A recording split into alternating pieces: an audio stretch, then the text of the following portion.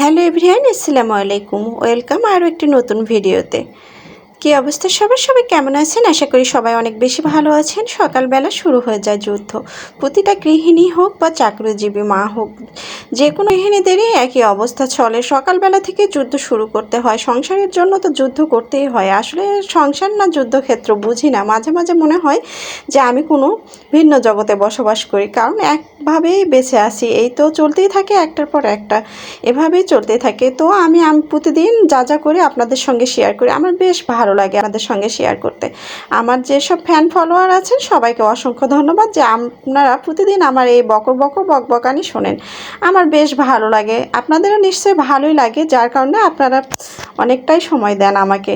এই কারণে অসংখ্য ধন্যবাদ সবাইকে। সবাই এইভাবে পাশে থেকে আমাকে সাপোর্ট করে যাবেন।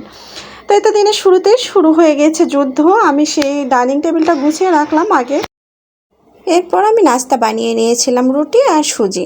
আজকে আসলে কোনো সবজি করতে পারিনি, এটাই করেছিলাম মূলত। তো এই তো সকালের নাস্তা সেরে নিয়েছি, নিয়ে সমস্ত বাসা বাড়ি ক্লিন করে ফেলেছি। আজকে আর সেসব শেয়ার করলাম না। বন্ধুরা, তোমরা তো জানো আমি তো সবসময় শেয়ার করি, আসলে একঘেয়েমি হয়ে যাচ্ছে সব কিছু। এই কারণে আজকে আর বাসা বাড়িটা গোছানো আমি আপনাদের সঙ্গে শেয়ার করলাম না। কিছু আমি করে নিয়েছি। তারপরে তো চলে এসেছি রান্নাঘরে। কয়েকটি সরপোষ আসলে একটু ময়লা হয়ে গিয়েছিল। যাই হোক, এগুলো যদি সপ্তাহে 2-1 বার করে ধোয়া হয় তাহলে পরিষ্কার করা যায়। তো এই তো সবগুলো আমি সুন্দর করে ধুয়ে এখন এক সাইডে আমি রেখে দিলাম। পানিটা ঝরে গেলে আসলে আমি রেখে দেব। এই ডালার মধ্যে উপর করে রেখে দিয়েছি। এখন আমি এখানে মাছ ভিজিয়ে দিলাম। আজকে আমি মাছের একটা রেসিপি রান্না করব। তার আগে আমার চুলার অবস্থাটা কি, সকালবেলা রুটি বানালে 14 হালে হয়ে যায়। তো চুলা ক্লিন না করলে আসলে ভালো লাগে না। আমি আসলে অগোছালো কাজ একদমই পছন্দ করি না। তো রান্না করব তার আগে কিন্তু চুলাটা সুন্দর করে ক্লিন ছিলাম।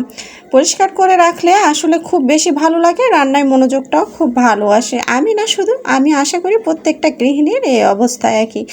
কে কে আমার মতো আছেন এরকম? রান্না করতে করতে তো 1000বার পরিষ্কার করি, তার ভিতরে এই তো রান্না করার আগেও সব গোছায় পরিষ্কার করে নেই। তো আমি দুধ এখানে রেখেছিলাম, মনে ছিল না রাতের বেলা। যাই হোক, দুধটা আসলে আমার নষ্ট হয়ে গিয়েছে। তো আজকে আমি রান্না করে নেব কাঁকরোল ভাজি, আর এই তো আলু টমেটো দিয়ে একটা ট্যাংরা মাছের কারি বানাবো।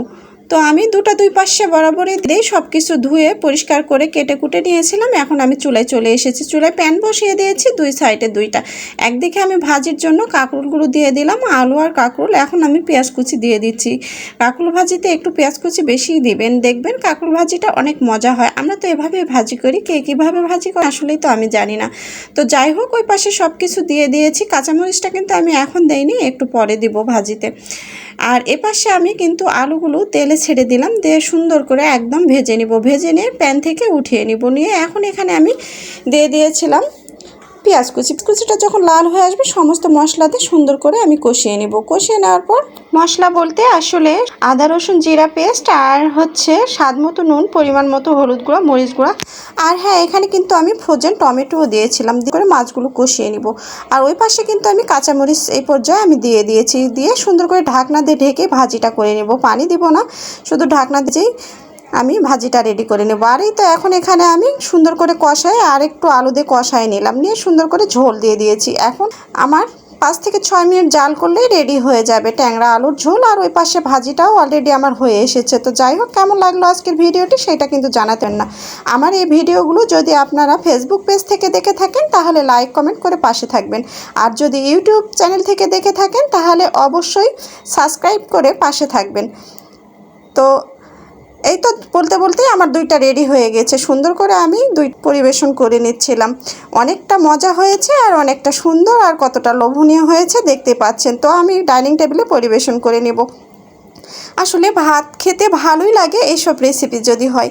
একটু আনকমন টাইপের রেসিপি সব সময় ভালো লাগে, আর সঙ্গে ভাজি আর এরকম একটা কারি থাকলে তো কোনো কথাই নেই। তো বন্ধুরা, দেখা হচ্ছে পরবর্তী ভিডিওতে। আল্লাহ হাফেজ।